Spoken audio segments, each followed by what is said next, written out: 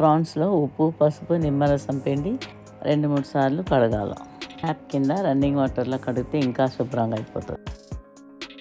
ఇలా కడిగి క్లీన్ చేసి పెట్టుకున్న ప్రాన్స్ని పక్కకు పెట్టి స్టవ్ మీద ప్యాన్ పెట్టుకొని అందులో 2 to 3 టేబుల్ స్పూన్ ఆయిల్ వేసుకొని ఈ కడిగి పెట్టిన ప్రాన్స్ అన్నీ అందులో వేసేయాలి. ప్రాన్స్ నుంచి వాటర్ అంతా రిలీజ్ అయ్యి అది ఎవాపరేట్ అయ్యేదాకా స్టవ్ మీద పెట్టుకోవాలి. పసుపు, కారం వేసేసుకోవాలి. ఇప్పుడు నీళ్ళంతా ఎవాపరేట్ అయిపోయింది. ఇప్పుడు ఈ ప్రాన్స్ అన్నీ తీసి ఒక ప్లేట్లో పెట్టుకోవాలి.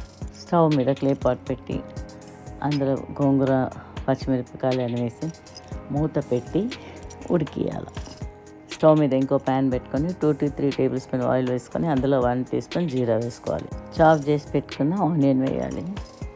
కొంచెం కరివేపాకు వేసుకోవాలి. ఈ ఆనియన్ సాటే చేసిన తర్వాత 1 tablespoon ginger garlic paste వేసి రా స్మెల్స్ పోయేదాకా ఫ్రై చేయాలి.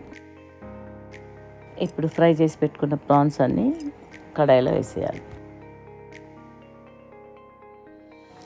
ఈ ప్రాన్స్లో ఉన్న మసాలా మాడిపోకుండా కొంచెం వాటర్ వేసి కలిపి మూతేసి పెట్టాలి.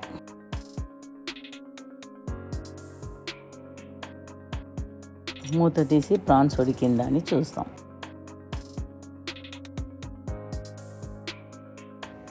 గోంగూర ఉడికింది. పప్పు గుత్తితో మ్యాష్ చేసుకోవాలి. ఇప్పుడు కుక్ చేసి పెట్టుకున్న ప్రాన్స్ అన్నీ గోంగూరలో వేసేయాలి.